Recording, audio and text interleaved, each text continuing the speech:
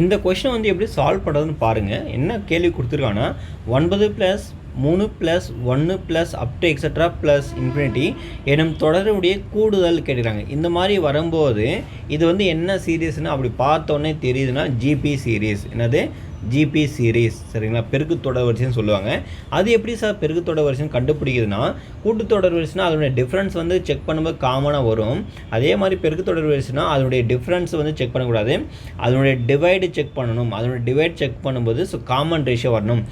இங்கே இருக்கக்கூடிய நம்பர் அதுக்கு முன்னாடி இருக்கிற நம்பரால் டிவைட் பண்ணணும். அப்போ 3 9ஆல் டிவைட் பண்ணால் ஆன்சர் வந்து நம்மளுக்கு 1/3 வரும். அதே இந்த 1 3ஆல் டிவைட் பண்ணணும். அப்போ 1 3ஆல் டிவைட் பண்ணால் எதுவுமே பண்ண முடியாது. அப்போ 1/3 தான் வரும்.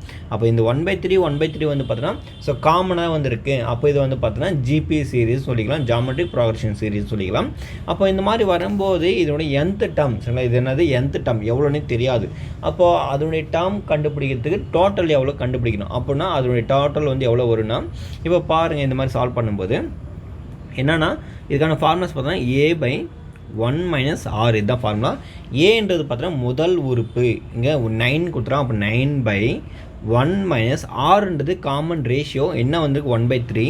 இந்த 1/3 இங்கே போட்டுக்கிறேன். அடுத்து நம்ம என்ன பண்ணோம்? கிராஸ் மல்டிப்ளை பண்ணி நம்ம சப்ராக்ஷன் பண்ணோம். அப்போ 9/3 × 1 இங்கே பெருக்கணும். இங்கே பெருக்கி இங்கே என்ன பண்ணோம்? ஆட் அண்ட் சப்ராக்ஷன் பண்ணிக்கணும். அப்போ 3 × 1 3, 3 - 1 2, 3 - 1/3. இப்போது ஃபர்தராக மூவ் பண்ணிங்கன்னா 9/2/3ன்னு வரும்.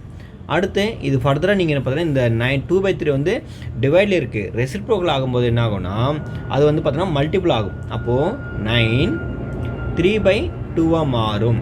அப்போது இது ஃபர்தராக நம்ம எதுவுமே கேன்சல் பண்ண முடியாது.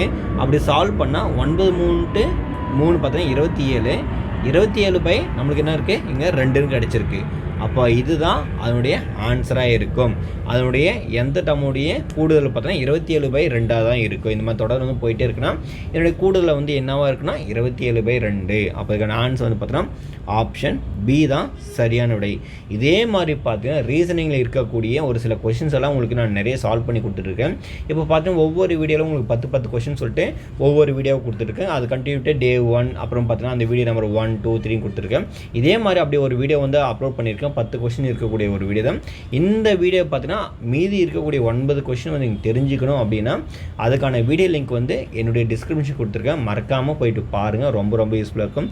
ஏன்னா நான் ஒரு பெரிய ஒரு வீடியோ கொடுக்கும்போது அதில் சின்ன ஒரு கொஷின் எடுத்து அதை சொல்லி தந்துட்டு அதில் இருக்கக்கூடிய மீதி இருக்கக்கூடிய 9 கொஷின்ஸை வந்து இதன் மூலமாக நீங்கள் ஈஸியாக பார்த்துக்க முடியும். அதுக்காக தான் நான் இந்த வீடியோ உங்களுக்கு அப்லோட் பண்ணிகிட்டு இருக்கேன். ஸோ மறக்காமல் நீங்கள் அந்த வீடியோவை போய் விசிட் பண்ணி பாருங்கள். அதுக்கப்புறம் பார்த்தா உங்களுடைய கருத்தில் வந்து தெரிவிங்க. அது தகுந்த நம்ம அடுத்தடுத்த வீடியோ கொடுக்கலாம். நன்றி.